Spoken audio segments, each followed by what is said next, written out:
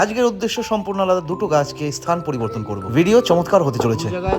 একই জায়গায় দুটো চমৎকার গাছ হয়ে আছে। একটা হচ্ছে যে এই যে একটা রাধুনি গাছ, আর এই যে একটা গ্যাংটকের লঙ্কা। এই দুটোকে রিপ্লেস করতে হবে, প্লেসমেন্ট করতে হবে, এখান থেকে তুলে টবে গিয়ে লাগাতে হবে।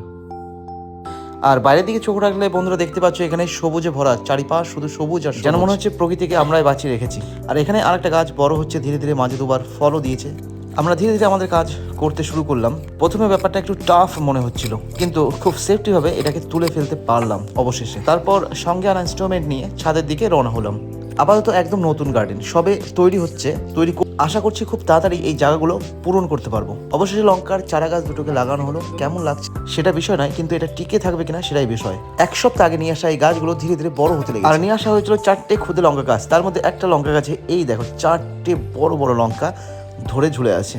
আর এই যে গাছটি, এই গাছটি একটু পর্যবেক্ষণ করার পর দেখতে পারলাম যে এটাও ঠিক আছে। আর এইটা যে নতুন গাছ, একে একটু জল দিতে হবে। সেই জল দেওয়ার পর আপাতত একে এর মতোই ছেড়ে দিলাম। Thank you.